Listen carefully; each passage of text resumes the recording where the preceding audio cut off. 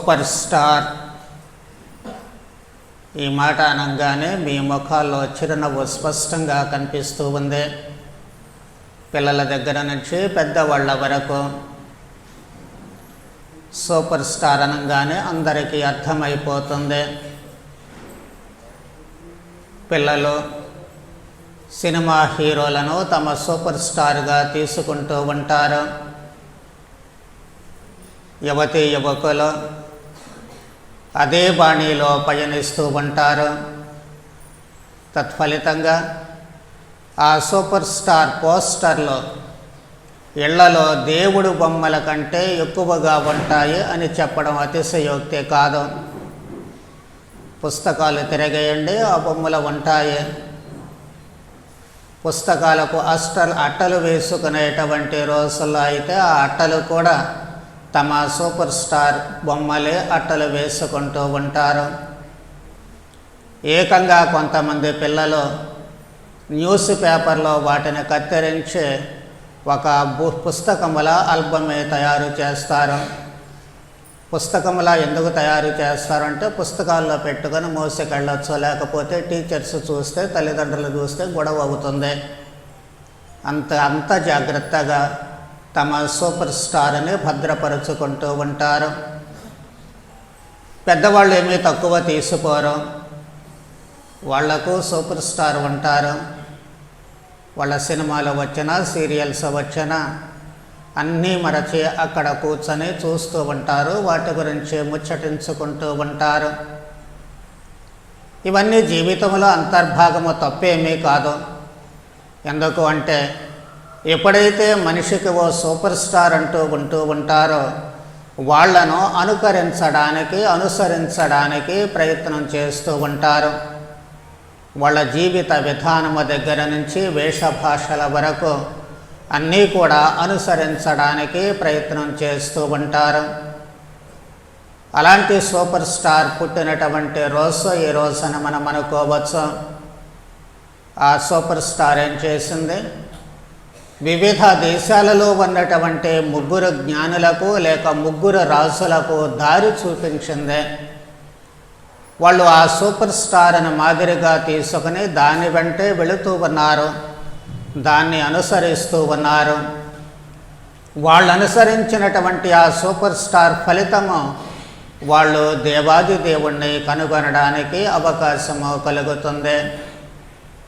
మరి మనం అనుసరించేటువంటి ఆ సూపర్ స్టార్స్ మనల్ని ఎటువైపుకు తీసుకువెళుతున్నారు, ఏ మార్గములో పయనించేటట్లు చేస్తూ ఉన్నారు? ప్రతి ఒక్కరము ఆలోచించుకోవాల్సిందే. మంచిని అనుసరించేంత వరకు కూడా ఏ సూపర్ స్టార్ అన్నా నష్టమేమీ లేదు. మాట్లాడేటువంటి భాషలు, వేసేటువంటి డైలాగులు ఇవన్నీ కూడా ఇతరులకు సంతోషాన్ని, మంచిని కలిగించేటంత వరకు కూడా మనము చక్కగా వాళ్ళని అనుసరించవచ్చు. కాకపోతే వేషధారణలో వెళ్ళి వెర్రితలలు వేస్తేనే చూడడానికి ఎబ్బెట్టుగా ఉంటుంది. మాట్లాడేటువంటి విధానములో కొంచెము తేడాగా కనిపిస్తేనే అవతల వాళ్ళ మనస్సులో బాధపడుతూ ఉంటాయి. ఇలాంటి వెర్రి చేష్టలకు మాత్రము తావీయకుండా మంచిని మాత్రమే మనము కూడా అనుసరించగలిగినట్లయితే అక్కడ వాళ్ళు దేవాది దేవుణ్ణి కనుగొన్నారు. ఇక్కడ మనము కూడా ప్రతి మనిషిలో ఉండేటువంటి భగవంతుణ్ణి కనుగొనడానికి అవకాశము కలుగుతూ ఉంటుంది. ఆ 3 జ్ఞానులు లేక రాజులు మెల్కియోర్, కస్పార్, బల్తజారులుగా పిలువబడుతూ ఉన్నారు. వాళ్లకున్నటువంటి ఏకైక ఆధారము ఆ నక్షత్రమే. ఆ స్టార్ను చూసి వాళ్ళు బయలుదేరారు. ఈ స్టార్ మనకు మార్గం చూపిస్తుంది, మన గమ్యాన్ని చేరుస్తుంది అన్నటువంటి భావనతో వాళ్ళు ఇంటి నుంచి బయలుదేరారు. నిజంగా నక్షత్రం దారి చూపిస్తుందా, గమ్యానికి చేరుస్తుందా? వాళ్లకు తెలియదు. వాళ్ళు పయనించేటువంటి ఆ సమయంలో ఏ రోజుల్లో మాదిరిగా విమానాలు, రైళ్ళు, బస్సులు లేకపోతే స్వంత వాహనాలు లేవు. కాబట్టి వాళ్ళకున్నటువంటి అన్ని పరిస్థితులను పయనించగలిగినటువంటిది ఉంటే ఎడారి వచ్చినా రోడ్లు వచ్చినా అన్ని చోట్ల చక్కగా పయనించగలదు. గుర్రాలైతే ఎడారి వస్తే కాలు కదపలేవు. అందుకనే వాళ్ళు వెంటనే తమ వాహనాలుగా చేసుకుని బయలుదేరారు. గమ్యస్థానానికి వెళతామన్న గ్యారంటీ లేకపోయినప్పటికీ వాళ్ళలో ఉన్నటువంటి ఆశ, ఒక మహానుభావుడు జన్మించాడు అన్నటువంటి దానికి గుర్తుగా నక్షత్రం జన్మించింది కాబట్టి మేము ఖచ్చితంగా ఆయనను కనుగొనాలి. ఏమి జరిగినా ఎలా జరిగినా, బ్రతికి ఉన్నా లేకపోయినా, బ్రతికున్నంత వరకు ఆయనను కనుగొనడానికే మా ప్రయత్నము అన్నటువంటి పట్టుదలతో వాళ్ళ ముగ్గురు కూడా బయలుదేరుతూ ఉన్నారు. వారి ప్రయాణంలో ఎన్నో ఒడిదుడుకులు కనిపించాయి. వాళ్ళు యెరూషలేముకు వచ్చినప్పుడు వాళ్ళ సూపర్ స్టార్ మాయమైపోయింది, కనిపించలేదు. ఎందుకు కనిపించలేదు అనేది వాళ్లకు తెలియదు. వాళ్ళు ఊహించిందల్లా బహుశా అక్కడ యెరూషలేములోనే జన్మించారేమో ఆ శిశువు అన్నటువంటి భావన. అందుకే తిన్నగా రాజు దగ్గరకు వెళ్ళారు. ఏమండి, మేము ఎక్కడెక్కడి నుంచో వస్తూ ఉన్నాము, యూదులకు రాజుగా పుట్టినటువంటి ఆ శిశువు ఎక్కడా అని చెప్పి సూటిగా ప్రశ్నిస్తూ ఉన్నారు. కంగుతున్నారు రాజు, ఆయన అనుయాయులు. నేనుండగా మరొక రాజు పుట్టడమా? రాజు పుడితే నా ఇంట్లోనే పుట్టాలి, నా వారసులే రాజులు కావాలి, కానీ మరెవ్వరూ రాజు కావడానికి అవకాశము లేదు. మనస్సు కుతకుతలాడిపోతుంది, బయటికి చెప్పలేడు. మనసులో రగులుకుంటుంది, కానీ బయట పెట్టలేడు. ఏం చేయాలి?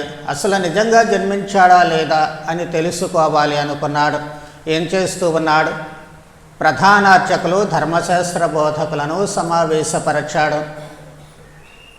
ఏమయ్యా మేధావులు, వీళ్ళేదో చెబుతూ ఉన్నారు, యూదులకు రాజు జన్మించాడట. ఎక్కడ జన్మించి ఉంటాడు మీరు చెప్పాలి. వాళ్ళు శాస్త్రాలు తిరగవేశారు, నక్షత్రాలు చూచారు, వాటి గమనాన్ని చూశారు. వాళ్ళు చెబుతూ ఉన్నారు, యోదయ సీమయందలి బెత్లెహేమునందు. అది చాలా గొప్ప విషయము. అంటే యోదయ సీమనందలి బెత్లెహేములోనే రాజులకు రాజు, యూదుల రాజు జన్మిస్తాడు అనేటువంటి విషయము ముందుగా చెప్పబడింది. ఆ శాస్త్రాలు వాళ్ళ చేతుల్లోనే ఉన్నాయి, ఆ పండితుల చేతుల్లో ఉన్నాయి, జ్ఞానుల చేతుల్లో ఉన్నాయి. ఆ జ్ఞానులు రాజు చేతిలో ఉన్నారు. ఏమని వ్రాయబడింది గ్రంథాల్లో? యోదయ సీమయందలి బెత్లెహేమ, నీవు యోదయ పాలకులలో ఎంత మాత్రమనో అల్పమైన దానవు కావు. ఏలన నా ఇశ్రాయేలు ప్రజలను పాలించు నాయకుడు నీలో నుంచి వచ్చాను. ఏదో పల్లెటూరు బెత్లెహేము, కానీ నీవు అల్పమైన దానవు కావు. నా ప్రజలను పాలించేటువంటి నాయకుడే నీలో నుంచి వస్తారు. నిన్ను అత్యున్నతమైనటువంటి స్థానానికి లేవనెత్తుతూ ఉంటాడు. ఈ విషయము రాజుకు తెలియచేయబడింది. వేదశాస్త్రులు వాళ్ళందరూ కూడా తెలుసుకున్నారు. మరి వాళ్ళ స్పందన ఏమిటి? వాస్తవానికి ఎగిరి గంతెయ్యాలి, రాజు డమ్మకా కొట్టించి రాజ్యమంతా చాటింపు వేయాలి, రాజాధిరాజు జన్మించారు, యూదుల రాజు జన్మించాడు అని చెప్పి రాజ్యమంతా కూడా ఆనందడోలికలలో సంబరాలలో మునిగిపోవాలి. కానీ ఏ ఒక్కరి ముఖంలో కూడా సంతోషం లేదు, ఏ ఒక్కరి ముఖంలో కూడా ఆనందం లేదు. ఎవరూ ప్రక్కవారితో ఇదిగో యూదుల రాజు జన్మించాడని ఆనందంతో పంచుకోలేదు. ఎందుకు? ఆ రాజుల రాజు జన్మించడము వీళ్లకు సుతారాము ఇష్టము లేకుండా పోయింది. రాజేమో ఇందాక అనుకున్నట్లు తన వారసత్వం పోతుంది అనేటువంటి భయము, తన కుర్చీ ఎక్కడ పోతుందో అనేటువంటి భయము ఆయనకు. మరి పరిసయ్యులు, వేదశాస్త్రులు, తర్వాత ధర్మశాస్త్ర బోధకులు వీళ్ళకేమైంది? వీళ్ళంతా యూదులే కదా, తమలో నుంచే ఒక రాజు వస్తున్నాడు అంటే సంతోషించాలి కదా. అదే మన బుద్ధి, అదే మన బుద్ధి. పక్కంటాడు వచ్చి మన మీద పెత్తనం చేస్తే చంకలు ఎగరేసుకుంటూ హాయిగా ఆనందంతో గంతులేస్తాం. కానీ నీలో నుంచే పెత్తనం చేసేవాళ్ళు రావాలంటే పైకి రానిస్తావా? రానివ్వవు. అదే మన సమాజానికి పట్టినటువంటి చెడ. అదే మనలను ఏనాడు ఎదుగు బొదుగు లేకుండా అణచివేస్తూ ఉంటుంది. ఏనాటికే మనం గమనించలేకపోతూ ఉంటాము. కానీ ఒక నాయకుడు నీలో నుంచే రావాలి అంటే నీ సహకారము ఉండాలి. అది నీవే కావచ్చు, నీ ప్రక్కవాడే కావచ్చు. అయితే నేనే ఉండాలి, లేకపోతే ఎవరో ఉండకూడదు అనేటువంటి మనస్తత్వం మనదే. ఆ మనస్తత్వంలో నుంచి బయట పడకపోతే ఏం జరుగుద్ది? ఇక్కడ ఏ విధముగా అయితే రక్తపాతము జరిగిందో బెత్లెహేము దాని చుట్టుప్రక్కల ఉన్నటువంటి ఊళ్ళలో పసికందులను ఆ తర్వాత హతమార్చారో, అలాగే మనము కూడా హత్యలు చేస్తూ ఉంటాము. కాకపోతే కత్తి తీసుకొని పొడవు అదొకటే. కత్తి కంటే పదునైనటువంటి ఆయుధం మన దగ్గర ఉంది. ఏమిటదే? కరెక్ట్గా చెప్పారు, నాలుక. ఆ నాలుకతో ఎవరినైనా ఎలాగైనా మనము రక్తం కారకుండా హత్య చేయవచ్చు. తడి గొంతుతో గొంతుకులు కోస్తారంటారే, అట్లా ఎగ్జాక్ట్గా చేస్తూ ఉంటాము. కానీ గుర్తించాలి, నాయకులు రావాలి మీలో నుంచే. మిమ్ము మీరే పరిపాలించుకునేటువంటి స్థాయికి రావాలి. ఎందుకు? ప్రభువైన యేసుక్రీస్తే మీలో ఉన్నారు. ప్రభుని జ్ఞానము మీలో ఉంది, ప్రభుని శక్తి మీలో ఉంది, ప్రభుని మహిమ మీలో ఉంది. మరో క్రీస్తులా మీరు జీవించాల్సినటువంటి వచ్చినప్పుడు ఈ సమాజంలో ఎందుకు మీరు ఆధ్యాత్మికంగా కానీ, భౌతికంగా కానీ, సామాజిక పరంగా కానీ నాయకులు కాలేరు? కావాలి. అది అయిన రోజునే మన జీవితాలు, మన ప్రక్క వాళ్ళ జీవితాలు బాగుపడడానికి అవకాశము కలుగుతూ ఉంటుంది. దానికి అవసరమైనటువంటిది ఏమిటి అంటే మనం ఉండేటువంటి సమూహము మంచిది కావాలి. ఆ ముగ్గురు జ్ఞానులు కూడా యెరూషలేములో అడుగు పెట్టనంత వరకు కూడా అక్కడ సూపర్ స్టార్ వారికి దారి చూపించింది. అక్కడకు వస్తే అది కాస్త పోయింది. అంటే నీవు ఎవరితో సహవాసము చేస్తూ ఉన్నావు, ఎవరితో కలిసి ఉంటూ ఉన్నావు, ఎవరితో జత కడుతూ ఉన్నావు, ఎవరితో స్నేహం చేస్తూ ఉన్నావు, ఎవరితో కలిసి ఉంటున్నావు అనేటువంటిది కూడా చాలా చాలా ముఖ్యమైనటువంటిదే. 10 మందిము కలుస్తాము, ఫ్రెండ్స్గా ఉంటాం. దానివల్ల ప్రయోజనం ఏంటి? ఏ ప్రయోజనం ఉంటుంది? యెరూషలేములాగా ఉన్నటువంటి మార్గాన్ని, ఉన్నటువంటి తెలివితేటల్ని, ఉన్నటువంటి ప్రతిభా పాఠవాల్ని పోగొట్టుకోవడానికి కాదు. అలా అయితే వేస్టే. నాడు యెరూషలేము వాటిలో ఉన్నటువంటి మేధావులు ఎలా వేస్ట్ అవుతూ ఉందో, అలాగే నీలో ఉన్నటువంటి శక్తి సామర్థ్యాలు, ప్రతిభా పాఠవాలు, తెలివితేటలు అన్నీ కూడా శుద్ధ దండగా ఎందుకు పనికిరావు. సూపర్ స్టార్ మిస్ అయింది అక్కడ. అలాగే నీలో కూడా ఇంగిత జ్ఞానం మిస్ అవుతూ ఉంటుంది, నీలో దైవత్వం మిస్ అవుతూ ఉంటుంది. మరి అదే కనుక లేకపోతే, కనుమరుగైపోతే, నీలో మానవత్వం నశించిపోయినట్లయితే, నీలో ఉన్నటువంటి ఆ జ్ఞానాన్ని వినియోగించుకునేటువంటి తెలివితేటలు నీకు పోతే ఏమవుతుంది? మన జీవితాలు ఎదుగు బొదుగు లేకుండా ఎక్కడున్నావి గొంగళి అంటే ఉన్న చోటనే ఉన్నానని చెబుతూ ఉన్నట్లుగానే మన జీవితాలు అలాగే మిగిలిపోయేటువంటి ప్రమాదం ఏర్పడుతుంది. మనం నలుగురు కలిసి కూర్చున్నాము, ఫ్రెండ్స్ అయ్యాము అంటే మన జీవితాలు ఉద్ధరింపబడాలి, ప్రక్క వాళ్ళ జీవితాలు ఉద్ధరింపబడాలి. అప్పుడే ఆ సూపర్ స్టార్ మనకు దారి చూపిస్తుంది అని, ఆ విజ్ఞానము మనకు దారి చూపిస్తుంది అని. అలా కాకుండా మనం చేరినటువంటి చోట మన నలుగురము మిత్రులము, మన నలుగురము స్నేహితులము, మన నలుగురం బంధువులము తా చెడ్డకోతి వనమంతా చెరిచిందన్నట్లుగా బిహేవ్ చేసామనుకోండి, ప్రవర్తించామనుకోండి, మనము పోతాము, చుట్టూ ఉన్నటువంటి వాళ్ళని కూడా పోగొడుతూ ఉంటాము. నాడు యెరూషలేములో జరిగింది అదే. మనము ఎప్పటికీ కూడా గుర్తుంచుకోవాల్సినటువంటి అత్యంత ముఖ్యమైనటువంటి పరమ రహస్యము, సత్యము కూడా అదే. మనము గుర్తించినటువంటిది అది కనుక మిస్ అయినట్లయితే ఆ సూపర్ స్టార్ మన జీవితంలో, ప్రభువే మన జీవితంలో మిస్ అవుతూ ఉంటారు. ఆ ప్రభువుని మిస్ కానివ్వకూడదు, మాయం కానివ్వకూడదు. ఆ ప్రభువు మనలో సజీవంగా ఉండాలి, ప్రభువు మనల్ని నడిపించేటట్లు ఉండాలి. అందుకే మనము ఉన్నటువంటి సమూహము, మనం ఉన్నటువంటి ఫ్రెండ్స్ సర్కిల్ అంతా కూడా స్వచ్ఛమైనటువంటిదిగా ఉండేటట్లు ప్రతి ఒక్కరూ కూడా జాగ్రత్త తీసుకోవాలి. ఎవరో తీసుకోవాల్సింది కాదు, మీకు మీరే జాగ్రత్తలు తీసుకోవాలి. నీ ఉనికి లేకపోతే నీకున్నటువంటి గౌరవం దేని నుంచి వస్తూ ఉంటుంది? చూసేటువంటి సమాజం నీ ఫ్రెండ్స్ సర్కిల్ మీద ఆధారపడి ఉంటుంది. ఇదిగో ఈ మనిషి ఎలాంటి వాళ్ళతో ఉంటున్నారు, వీళ్ళంతా ఎలాంటి వాళ్ళే. లేదా ఈ మనిషి ఇదిగో ఎలాంటి గ్రూపులో ఉన్నారు, అబ్బా చాలా మంచివాళ్ళు అండి, వాళ్ళంతా కూడా ఎంత ఫ్రెండ్స్, ఎంత చక్కగా పనులు చేస్తారు, సామాజిక సేవ చేస్తారు, ఎంత మంచిగా ప్రవర్తిస్తూ ఉంటారు. అది ఒక భావన. మరి ఈ రెండు భావనల్లో ఏది నీకు కావాలి అనేటువంటిది ఈరోజు డిసైడ్ చేసుకోవాల్సినటువంటిది, నిర్ణయించుకోవాల్సినటువంటి సమయము.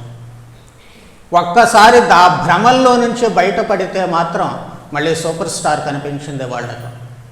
యెరూషలేములో నుంచి అడుగు బయట పెట్టారు. ఎందుకు? యెరూషలేము వాసుల మనస్తత్వం అక్కడ మనకు స్పష్టంగా కనిపిస్తూ ఉంటుంది. ఆయన ఏం చెబుతూ ఉన్నాడు హెరోదు రాజు, మీరు వెళ్ళి జాగ్రత్తగా శిశువు జాడను కనుగొని నాకు తెలియచేయడు, నేనును వెళ్ళి ఆరాధింతును. ఆ విషయం 10 మందిలో చెప్పొచ్చు కదా, రహస్యంగా పిలిచి చెప్పాడు. బెత్లెహేములోనే జన్మిస్తాడని ఇక్కడ శాస్త్రాలు చెబుతూ ఉన్నాయి కాబట్టి బలో పదండి అందరూ కలిసి వెళదాము, సంబరాలతో వెళదామని చెప్పి వాళ్ళతో పాటు వెళ్ళి మేము కూడా మీతో పాటు వచ్చి వెతుకుతామని వెళ్ళొచ్చు కదా. వెళ్ళాలా? ఎందుకు? వెనకాల బూతులు తీయటానికి. ముందు పంపించి వెనకాల కాళ్ళు నరికేటువంటి బాపతే. అందుకని వాళ్ళు వెళ్ళమన్నారు, సమాచారము కోసము, ప్లాన్లు వేసుకోవడానికి. ఇది ఎంత అవసరమో మన జీవితాల్లో చేసేటువంటిది కూడా అదే. మనుష్యుల వెనకాల గోతులు తీసేటువంటి స్వభావము. పెద్దవాళ్ళు చెబుతూనే ఉంటారు, ఎవరు తీసిన గోతులో వాళ్ళే పడతారు అని. దాన్ని మనం మర్చిపోతూ ఉంటాం చాలాసార్లు.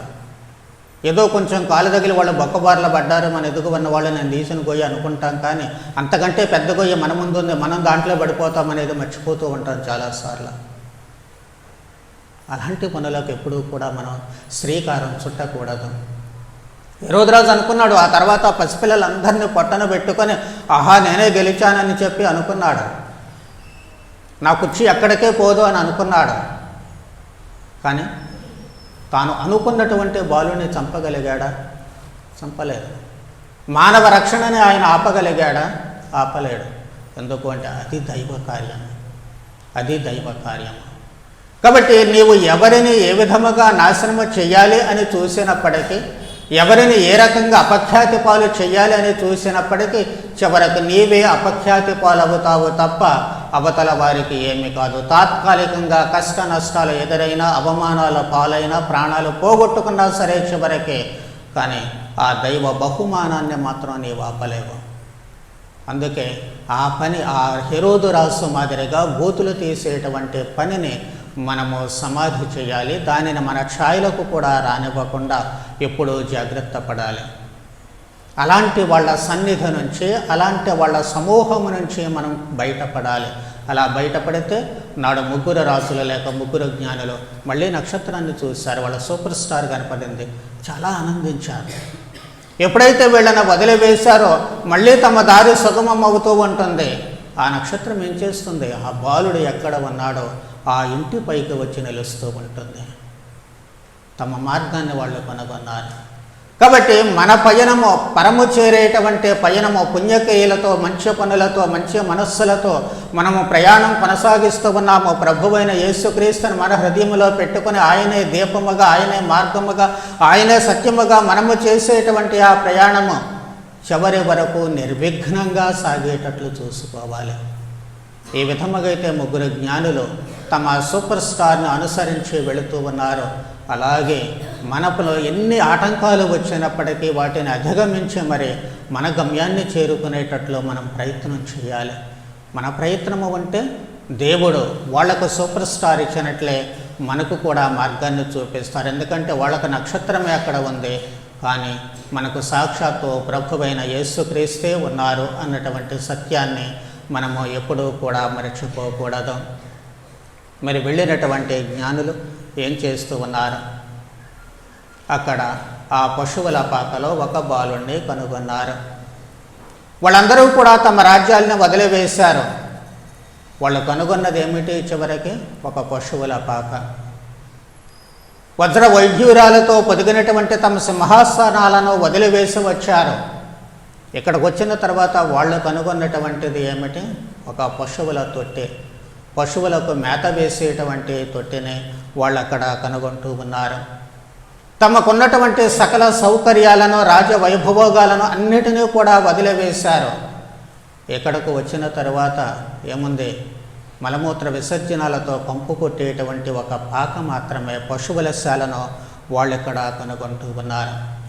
తమకున్నటువంటి స్నేహితులు, సహచరులు, ధనికులు అందరూ కూడా రాజులందరినీ వదిలివేశారు. కానీ వీళ్ళు ఎక్కడికి వచ్చిన తర్వాత ఎవరిని కనుక్కున్నారు? కేవలం ఒక నిస్సహాయ బాలుణ్ణి, పడుకోవడానికి మంచం కూడా లేనటువంటి, ఊయాల తొట్టి లేనటువంటి ఒక బాలుడు, నిస్సహాయ బాలుడు అక్కడ పశువులకు మేత వేసేటువంటి తొట్టిలో పడుకోబెడుతూ ఉన్నారు. ఆ బాలుణ్ణి వీళ్ళు అక్కడ కనుగొంటూ ఉన్నారు. గొప్పవాళ్ళనందరినీ కూడా వదిలివేశారు. అత్యంత పేదవాళ్ళైనటువంటి ఇక్కడ మరియ యోసేపులను వాళ్ళు కనుగొంటూ ఉన్నారు. అయినా వాళ్ళు కనుగొంద ఎవరని? తమకు దేవుణ్ణి కనుగొన్నారు, తమకు రాజును కనుగొన్నారు. అసలు సిసలైనటువంటి ఒక మానవుడిని, 3 స్వభావాలు కలిసినటువంటి ఒక పసిబాలుణ్ణి వాళ్ళు కనుగొన్నారు. ఆ క్షణంలో వాళ్ళ కళ్ళకు అది కనిపిస్తుందంటే కనిపించకపోవచ్చు, కానీ తమ హృదయాలలో వాళ్ళకు తెలుస్తూ ఉంటుంది. ఆ భావాన్ని వాళ్ళు గ్రహించగలుగుతూ ఉన్నారు. ఆ భావాన్ని వాళ్ళు ఆస్వాదించగలుగుతూ ఉన్నారు. వాళ్ళు ఆస్వాదించగలిగారు, కనుక్కున్నారు. కాబట్టి వాళ్ళు ఏం చేస్తూ ఉన్నారు? చేతులు దులుపుకొని పోలేదు. అక్కడ ఉన్నటువంటి పరిస్థితులను మార్చివేస్తూ ఉన్నారు, మార్చేసేటువంటి ప్రయత్నం చేశారు వాళ్ళు. అంత దూరం నుంచి వచ్చి అక్కడ ఉన్నటువంటి ఆ పరిస్థితుల్లో వాళ్ళు చేసింది ఏమిటి? మొట్టమొదటగా బంగారాన్ని సమర్పించారు. బంగారము అనేటువంటి మాట ఈ రోజులో అందరికీ కామన్. మా ఆయన బంగారం, మా బాబు బంగారం, మా పాప బంగారం, నువ్వు బంగారం, అందరూ బంగారాలే. ఎవరి ఫోన్లో తీసినా బంగారం తిన్నావా, బంగారం నిద్రపోతున్నావా, బంగారం ఏం చేస్తున్నావు, ఇవే మెసేజ్లు కనపడుతూ ఉంటాయి. అందరూ బంగారాలే. మరి అసలు సిస్సలైనటువంటి బంగారాలా కాదా? అది మాత్రం ఆలోచించుకోవాలి. ఎలాంటి బంగారం? అక్కడ బంగారం ఏం చేసింది? బంగారము అంటే ఏమిటి? మంచి మనస్సు. మనస్సు బంగారముగా ఉండాలి, మనస్సు మంచిగా ఉండాలి, దానిలో నుంచి మృదుత్వం రావాలి. అది బంగారం అని పిలుస్తారు, కానీ అవతల ఇనుము రాడ్డులాగా ఉంటూ ఉంటారు వాళ్ళు. నోరు తెరిస్తే కరుస్తారు, కదిలితే అవతల వాళ్ళు మటాష్ అయిపోయేటట్లు ఉంటూ ఉంటారు. వాళ్ళు పిలవడానికి మాత్రం బంగారం. అసలు సిస్సులైనటువంటి బంగారం అంటే అది మృదుత్వము. మీకు తెలుసో లేదు, 24 క్యారెట్లు బంగారం కనుక మనం కనుక పెడితే అది తీగలా సాగిపోతూ ఉంటుంది. మనం మెళ్ళ వేసుకునేది, లేకపోతే ఆభరణాలు చేసుకోవడానికి పనికి రాదు.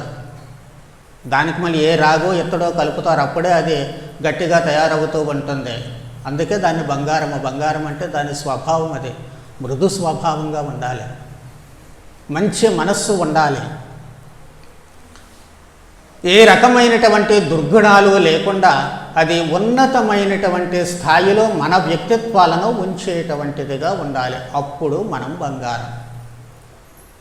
ఆ బంగారం కావడానికి ప్రయత్నం చేయాలి. వాళ్ళు సమర్పించారు అంటే అక్కడ ఉన్నటువంటి క్రీస్తుకు ఈ లక్షణాలు ఉన్నాయి అని వాళ్ళు చెబుతూ ఉన్నారు. అలాంటి లక్షణాలు మనకు కావాలి. ఇంకా అక్కడ వాళ్ళు ఎందుకు బంగారం సమర్పించారు?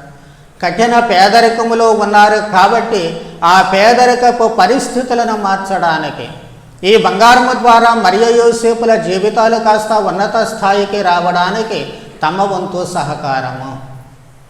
మనస్సు నిజంగా బంగారం అయితే మనం చేసే పనులు కూడా అలాగే ఉంటాయి. మనతో పాటు ఇతరులు కాస్త పైకి రావడానికి సహాయం చేయాలి. వాళ్ళు మనకంటే తక్కువ స్థాయిలో ఉన్నప్పుడు వాళ్ళు ఇంకొంచెం మెరుగుగా వాళ్ళ జీవితాలను మలుచుకోవడానికి మన చేతనైనంత సహకారము మనము అందించగలగలది. ఏ రూపేణా కావచ్చు, చేతుల రూపేణా కావచ్చు, మాటల రూపేణా కావచ్చు, ఆర్థిక రూపంలో కావచ్చు, లేక వస్తు సహాయంలో కావచ్చు, ఏదైనా సరే వాళ్ళ జీవితాలు మెరుగుపడడానికి మనము వారికి చేయూతనివ్వగలగాలి. అప్పుడే మన మనస్సు బంగారము అని చెప్పి అవతల వాళ్ళు గ్రహించడానికి అవకాశం ఉంటుంది. వాళ్ళు గ్రహించినా గ్రహించకపోయినా మనకు తెలిస్తే చాలు. నా మనసు బంగారం అని అనుకోగలగాలి. మనము ప్రతి ఒక్కరూ అనుకోగలగాలి నా మనస్సు బంగారం అని. అవతల వాళ్ళు అంటున్నారా లేదా ముఖస్థుతి కానొచ్చు, లేకపోతే ఏదో కాసేపు అట్లా అనడానికి కానొచ్చు, అవి వేరే విషయాలు ప్రక్కన పెట్టేసేయండి. కానీ నా మనస్సు బంగారం అని ప్రతి ఒక్కరూ అనుకోగలిగేటువంటి స్థాయికి రావాల్సినటువంటి అవసరము ఏర్పడుతూ ఉంటుంది. తర్వాత వాళ్ళు ఇచ్చినటువంటి కానుకలు ఏమిటి? సాంబ్రాణి ఇస్తూ ఉన్నారు. ఎందుకు? మొదటి కారణం, అక్కడ నేల కంపు కొడుతూ ఉంటుంది. ఈ నేల కంపు కొట్టేటువంటి సమయంలో సాంబ్రాణి పొగ వేసినప్పుడు కాస్త అది పోతూ ఉంటుంది. అలాగే సాంబ్రాణి పొగ ఏం చేస్తూ ఉంటుంది? క్రిములను నాశనం చేస్తూ ఉంటుంది. అందుకే వాస్తవానికి మనము ఇళ్లలో, తర్వాత ఎక్కడ అన్ని చోట్ల కూడా ఈ సాంబ్రాణి పొలలు వెలిగిస్తూ ఉంటాము, సాంబ్రాణి వేస్తూ ఉంటాము. ఇప్పుడంటే అన్ని నూతన పోకడలు వచ్చాయి, కానీ పూర్వకాలంలో ఆడవాళ్ళు కూడా ఏం చేసేవాళ్ళు? తలస్నానం చేసినప్పుడు సాంబ్రాణి పొగ వేసుకునేవాళ్ళు. ఎందుకు? ఎక్కువ జుట్టు ఉంటుంది కాబట్టి దానిలో క్రిములన్నీ కూడా ఆ సమయంలో నాశనం కావాలి అని పిల్లలు కూడా బలవంతంగా పొగలో పెట్టి సాంబ్రాణి పొగ వేస్తూ ఉండేవాళ్ళు. కాబట్టి అక్కడ పశువుల పాకలో ఉన్నటువంటి క్రిమి సంహారిణిగా అది పనిచేస్తూ ఉంటుంది. నీవు కూడా అలాగే సాంబ్రాణి కావాలి.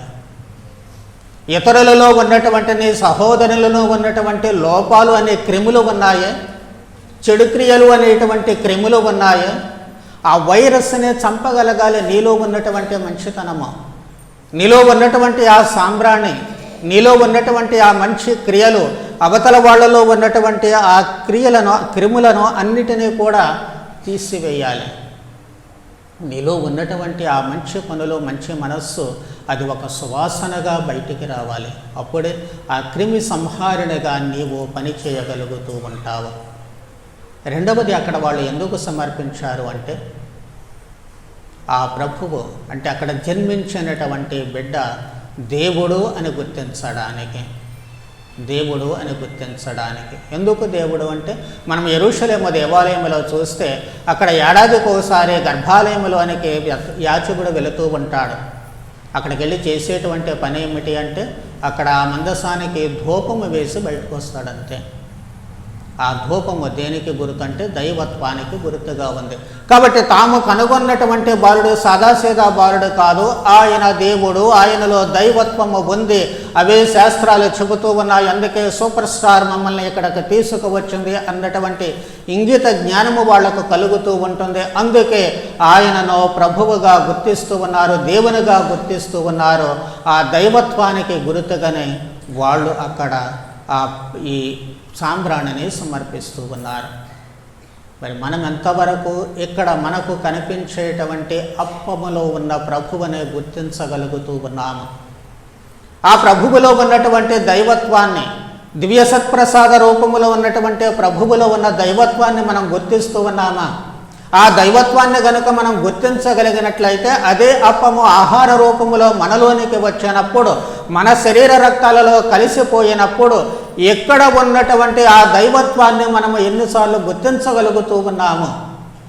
నీలో ఉన్నటువంటి ఆ దైవత్వాన్ని గుర్తించగలిగినట్లయితే నువ్వు సాధారణ మనిషివి కాదు, నీవే దేవుడు అయిపోతూ ఉంటావు. ఎక్కడి నుంచి జీవించేది నేను కాదు, నాలో ఉన్నటువంటి క్రీస్తు చిన్నప్ప గారు బహిరంగంగా చెబుతూ ఉన్నారు.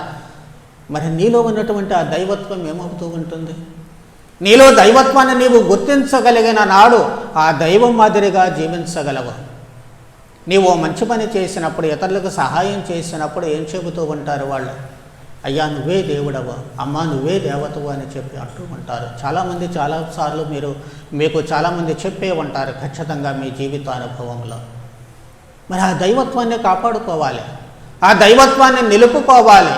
ఎప్పుడూ కూడా ఆ దైవత్వము ప్రజ్వలించేటట్లు, ఇతరులకు బహిర్గతమయ్యేటట్లుగా, ప్రత్యక్షపరపబడేటట్లుగా మన జీవితాలను మలచుకోవాలి, మన ఆలోచనలను మలచుకోవాలి, మన నడవడిని మలచుకోవాలి, మన వ్యక్తిత్వాన్ని దైవపు వ్యక్తిత్వముగా మలచుకోవాలి. ఎక్కడ నుంచో వచ్చినటువంటి ఆ జ్ఞానులు గుర్తించగలిగితే మన చుట్టూ ఉన్నటువంటి వాళ్ళు, మన ఇంట్లో ఉన్నటువంటి వాళ్ళు మనలో ఆ దైవత్వాన్ని ఎందుకు గుర్తించలేకపోతున్నారు అంటే మనలో ఏదో లోపము ఉంది అన్నటువంటి విషయాన్ని మనము ఎప్పుడూ కూడా మర్చిపోకూడదు. అందుకే అక్కడ మంచి వ్యక్తిత్వము రావాల్సినటువంటి అవసరము ఏర్పడుతూ ఉంటుంది, జీవితంలో రావాల్సినటువంటి మార్పు. మూడవది పరిమళ ద్రవ్యాలు. మన భాషలో చెప్పుకోవాలంటే సెంట్లు, అత్తర్లు. వాటి గురించి పెద్దగా నేను చెప్పాల్సినటువంటి అవసరం ఉండదు. ఎందుకు అంటే పిల్లవాళ్ళ దగ్గర నుంచి పెద్దవాళ్ళ వరకు సెంటు కొట్టకపోతే బయటకు వచ్చే పరిస్థితులు లేవు ఈ రోజుల్లో. ఎందుకు కొడుతున్నారు అనేది ప్రక్కన పెట్టుకోండి. కానీ ఖరీదైనటువంటి సెంట్లు ఇప్పుడు మనం వాడుతూ ఉంటాం. తప్పని నేనేం చెప్పను, వాడుకుంటే మంచిదే. కానీ దానికి ఉన్నటువంటి భావాన్ని మాత్రం గుర్తించమని చెబుతూ ఉన్నాను. ఎందుకు మనం సెంట్లు వాడుతూ ఉంటాము? ఒకటేమో మనం వెళ్ళినప్పుడు మనలో నుంచి సువాసన ఉండాలి అని. ఆ సువాసన ఇతరుల మధ్యలోకి వెళ్ళినప్పుడు ఆహ్లాదకరంగా ఉండాలి. మనం వచ్చాము అనేటువంటిది ఒక ఆహ్లాదకరమైనటువంటి వాతావరణంగా మారాలి అని. రెండోది, మన శరీరంలో ఉన్న కంపు వాళ్ళకు పోకూడదు అని. సరిగ్గా స్నానం చేయకుండా సరే దాని గురించి మాట్లాడకూడదు అనుకోండి. కానీ రకరకాల కారణాల చేత మన దగ్గర నుంచి కంపు కొడుతూ ఉంటుంది. శారీరకపరమైన కంపే కావచ్చు, బట్టల్లో నుంచి వచ్చే కంపే కావచ్చు, ఏదన్నా కానివ్వండి. ఆ దుర్వాసన అవతల వాళ్ళకి వెళ్లకుండా, వాళ్ళు ఇబ్బంది పడకుండా, మనలో ఉండేటువంటి దుర్వాసనకు వాళ్ళు ఇబ్బంది పడకుండా మనము ఆ సెంటు కొట్టుకుంటూ ఉంటాము. కాస్త వాతావరణాన్ని ప్లెజెంట్గా, సంతోషకరంగా, ఆహ్లాదకరంగా మారుస్తూ ఉంటాము. అది మంచిదే. మరి దాని భావము కేవలము బహిర్గతమైనటువంటి సువాసన ఆహ్లాదకరం మాత్రమే కావాలా? మనలో నుంచి ఆ సువాసన బయటికి రావాలి. మనలో నుంచి ఎప్పుడూ కూడా కుళ్ళిపోయినటువంటి కంపు బయటికి రాకూడదు. ప్రభువు ఏం చెబుతూ ఉన్నారు? మనిషి లోపలికి వెళ్ళేటువంటిదే కాదు మనిషిని మలినపరిచేది, బయటకు వచ్చేటువంటిదే మలినపరుస్తూ ఉంటుంది. మనలో నుంచి ఏది బయటకు వచ్చినా సరే, చివరకు మనకు ప్రాణమైనటువంటి రక్తం బయటకు వచ్చినా సరే కంపు కొడుతూనే ఉంటుంది. ఏదైనా రక్తం బయటకు వస్తే కాసేపు అయిన తర్వాత ఏమవుతుంది? వాసన వస్తూనే ఉంటుంది. దాన్ని శుభ్రంగా తుడిచవతల పడేసిన దాకా మనసు ఊరుకోదు, ఎక్కడ అంటనివ్వం కూడాను. అసలు ఆ రక్తం లేకపోతే మనం బ్రతకమనే విషయం మనకు తెలుసు. అయినా మన రక్తమే అయినా సరే అబ్బే అన్నట్లుగా చూస్తూ ఉంటాము. మనదే మనకు కంపు కొడితే పరాయాళ్ళకి ఇంకెంత కంపు కొడుతుంది? మరి మనలో నుంచి వచ్చేటువంటి మాటలు ఎంత కంపుగా ఉంటాయి. చాలాసార్లు మర్యాదపూర్వకంగా మాట్లాడడం ఇంకా నేర్చుకోలేకపోతున్నామా అనిపిస్తుంది నాకైతే. ఈ నవీన యుగంలో, ఆధునిక యుగంలో మనమంతా కూడా చాలా ఎడ్యుకేటెడ్, జ్ఞానవంతులమని చెప్పుకుంటాం, బాగానే ఉంది, గర్వంగా వెర్రవీగుతాము. కానీ మన భాష ఎలా ఉంటుంది? మన భాష ఎలా ఉంటుంది? పసిపిల్లల దగ్గర నుంచి పండు ముదసల వరకు మాట్లాడేటువంటి భాష వింటూ ఉంటే ఒళ్ళు గగురు పొడుస్తూ ఉంటుంది నాకైతే చాలాసార్లు. ఇక్కడ కూడాను ఇదివరకే చెప్పాను ఒకసారి. మరి ఎందుకు ఆ మారదు ఆ భాష? కంపు కొట్టేటువంటి భాష, వెగటు పుట్టించేటువంటి భాష, అది మన వ్యక్తిత్వాన్ని నిరూపిస్తుంది అనేటువంటి విషయాన్ని మర్చిపోతున్నాం చాలాసార్లు. మనమేంటో మన భాష చెబుతుంది అనేటువంటి విషయాన్ని మనం మర్చిపోతూ ఉన్నాము. మన వ్యక్తిత్వాన్ని, మనలో ఉన్నటువంటి ఆ క్యారెక్టర్నే ఆ భాష అయితే గౌరవప్రదంగా మారుస్తుంది, లేకపోతే పనికిరానటువంటి దానిగా మారుస్తూ ఉంటుంది. అది మనం మర్చిపోకూడదు. నోరు మంచిదైతే ఊరు మంచిదవుతుందని పెద్దలు చెబుతూ ఉంటారు. నీవు మాట్లాడేటువంటి మాటలు మంచిగా ఉంటే 10 మంది నీ చుట్టూ చేరతారు, 10 మంది నీతో సహవాసం చేస్తారు, చేయడానికి ఉవ్విళ్ళు ఊరుతూ ఉంటారు. కానీ అదే గనక కంపు కొడుతుందనుకోండి, కొన్నిసార్లు నోటిలో నుంచి దుర్వాసన వస్తూ ఉంటుంది. కొంతమందికి తెలుసు తెలియక, మొత్తానికి రకరకాల కారణాలు ఉన్నాయి. కొన్నిసార్లు వ్యాధులు, కొన్నిసార్లు ముఖాలు సరిగ్గా గడక్క, ఇలాంటి వాటి కారణాల వల్ల దుర్వాసన వస్తూ ఉంటుంది. వాళ్ళు మాట్లాడుతుంటే వాళ్ళ దగ్గరికి వెళ్తామా? మనం వాళ్ళ దూరంగా పోతాం, ముక్కు మూసుకుంటాము. అలాంటి దుర్వాసన, నోటిలో నుంచి వచ్చేటువంటి ఆ దుర్వాసన మరో రకంగా వస్తే, మన మాటల రూపంలో ఆ దుర్వాసన వస్తే, మన చేతల రూపంలో ఆ దుర్వాసన వస్తే, మన సాహచర్యానికి ఎవరైనా సరే వస్తారా? మనల్ని ఎంతగా ఈసడించుకుంటారు? మన ముఖం మీద చెప్పకపోవచ్చేమో చాలాసార్లు, కానీ మనకు తెలుసు మనల్ని ఈసడించుకుంటున్నారని. మరి గౌరవప్రదంగా బ్రతకడానికి, ఆ గౌరవాన్ని మనం పెంచుకోవడానికి మనం ప్రయత్నం చేయాల్సినటువంటి అవసరము ఏర్పడుతూ ఉంటుంది. అక్కడ ఉన్నటువంటి ఆ మలమూత్ర విసర్జనల ఆ కంపును పోగొట్టడానికి వాళ్ళు అక్కడ మళ్ళీ ఈ పరిమళ ద్రవ్యాలు ఇస్తూ ఉన్నారు. రెండవది, ఈ పరిమళ ద్రవ్యాలు మానవత్వానికి గుర్తుగా ఉంటుంది. మనం జాగ్రత్తగా సువిశేషాన్ని గమనించినట్లయితే ఆ ప్రభువు శిరస్సు మీద ఒక స్త్రీ వచ్చే పరిమళ ద్రవ్యాలు గుంబరించినప్పుడు అందరూ గొనుక్కున్నారు. కానీ ప్రభువు ఏమన్నారు? ఆమెను చేయనియండి, ఎందుకు అంటే ఆమె నన్ను నా సమాధికి తయారు చేస్తుంది అంటున్నారు ప్రభువు. అలాగే అరమత్త యోసేపు ప్రభువు చనిపోయినప్పుడు సమాధి చేసేటప్పుడు ఏకంగా 150 సార్ల పరిమళ ద్రవ్యాలను తీసుకొస్తూ ఉన్నాడు, ఒకటి అరా కాదు. ఎందుకు? ప్రభుని శరీరాన్ని లేపనం చేయడానికి. అంటే ఈ సుగంధ ద్రవ్యాలు మానవ జీవితంలో ఒక అంతర్భాగంగా, బ్రతికి ఉన్నా చనిపోయినా వాటి అవసరం అక్కడ కనిపిస్తుంది. అది మనిషి అనేటువంటిది స్పష్టం చేస్తూ ఉంటుంది. అందుకే అక్కడ ఉన్నటువంటి ఆ బాలుడు కేవలము దేవుడే కాదు, రాజే కాదు, అసలు సిసలైనటువంటి మనిషి కూడా అన్నటువంటి విషయాన్ని వాళ్ళు జ్ఞాపకం చేసుకుంటూ అక్కడ ప్రభువుకి ఆ పరిమళ ద్రవ్యాలను కూడా సమర్పిస్తూ ఉన్నారు. మరి మనము ఈ 3 రకాలైనటువంటి గుణాలతో ఉంటున్నామా లేదా అనేటువంటిది చూసుకోవాలి. అలా ఉండాలి అంటే ఖచ్చితంగా మనందరికీ కూడా సూపర్ స్టార్ అవసరమా? మరి సూపర్ స్టార్ అంటే ప్రారంభంలో అనుకున్నటువంటి వాళ్ళందరూ కాదు, వాళ్ళు ఉండాలి. కానీ అందరికంటే అసలు సిసలైనటువంటి సూపర్ స్టార్ ఎవరో తెలుసా? ప్రభువైన యేసు. యేసే నా సూపర్ స్టార్ అని ఎంతమంది అనుకున్నారో ఎప్పటికీ నాకు తెలియదు. అనుకుని ఉండొచ్చు, అనుకోకుండా ఉండకపోవచ్చు, మీ ఆలోచనలోకి రాకపోవచ్చు. కానీ కనీసం ఏ రోజు నుంచి అయినా ఖచ్చితంగా ప్రభువైన యేసే నా సూపర్ స్టార్, ఆ సూపర్ స్టార్ని నేను అనుసరిస్తాను, ఆయన భావాలే నేను అనుసరిస్తాను, ఆయన మాదిరిగా నేను జీవిస్తాను, నా ప్రతి పనిలో ప్రతి ఆలోచనలో నా సూపర్ స్టార్ కనిపించాలి అనేటువంటి నిర్ణయం ఈరోజు తీసుకోవాలి. ఆ తర్వాత ఎంతమంది సూపర్ స్టార్స్ ఉన్నా పర్వాలేదు. ప్రభువైన యేసు తర్వాత ప్రభువైన యేసుని మనిషిగా గుర్తించాలి. అక్కడ అసలైనటువంటి మనిషిగా గుర్తిస్తే మనం ఎలా జీవించాలో తెలుస్తూ ఉంటుంది. దేవుడే అయినప్పటికీ, రాజాది రాజు అయినప్పటికీ ఒక మనిషిగా ఎలా జీవించారో ప్రభువు, ఆ జీవితం మనకు ఆదర్శం అవుతూ ఉంటుంది. ఆ జీవితము మనకు మార్గాన్ని చూపిస్తూ ఉంటుంది. ఆయన అనుసరించండి. తినే తిండి దగ్గర నుంచి కట్టుకునే బట్ట వరకు జీవించిన విధానము, ఆ ప్రభువు చూపించినటువంటి అణకువ, ప్రేమ, విధేయత, జాలి, దయ, కరుణ, ఇవన్నీ కూడా మనం జాగ్రత్తగా గమనించి సువిశేషాన్ని చదువుకున్నప్పుడు వాటిని మనం అనుసరించడానికి ప్రయత్నించాలి. ఎందుకంటే ఆయనే మన సూపర్ స్టార్. 2వ శ్రేణికి సంబంధించినంత వరకు మనకు మళ్ళీ ఒక సూపర్ స్టార్ ఉండాలి. మనము వాట్సాప్ స్టేటస్లో చూస్తూ ఉంటాము, my dad is my hero, my mom is my heroine. మంచిదే, ఉండాలి అలాగా. ఖచ్చితంగా నీ తండ్రిలో నీవు మంచి లక్షణాలను గుర్తించినప్పుడు నీ తండ్రి నీకు హీరోగా ఉండాలి, నీకు మార్గాన్ని చూపించేటువంటి వ్యక్తిగా ఉండాలి. ఈ రోజుకి నేను సగర్వంగా చెబుతాను, నా సూపర్ స్టార్ ప్రభువైన యేసుక్రీస్తు తర్వాత ఎవరో తెలుసా? తండ్రి గారిగా పిలువబడుతూ ఉన్నటువంటి ఫాదర్ మారియో ఫుమ్మగల్లే స్వామి. ప్రభువైన యేసులో మానవత్వాన్ని గురించి అర్థం చేసుకోవడానికి సెమినరీ జీవితం అంతా నేను ఖర్చు పెడితే అసలు మనిషిగా ఎలా బ్రతకాలి, మనిషిగా ఎలా జీవించాలి, మనము గురువులమైతే ఎందుకు జీవించాలి, ఎలా జీవించాలి అన్నటువంటి విషయానికి మార్గదర్శకులు సూపర్ స్టార్ కేవలము ఫాదర్ మారియో ఫుమ్మగల్లే స్వామి. ఎక్కడో జన్మించే ఎక్కడికో వచ్చే అష్ట కష్టాలు పడి తినడానికి సరైనటువంటి భోజనం లేక, ఉండడానికి వాతావరణం సరిపడక, ప్రయాణించడానికి మార్గాలు లేక ఎడ్ల బండ్ల మీద నడిచి వెళ్ళినటువంటి సందర్భాలలో మనందరికీ వాళ్ళంతా కూడా ఈ సువార్తను అందించారు.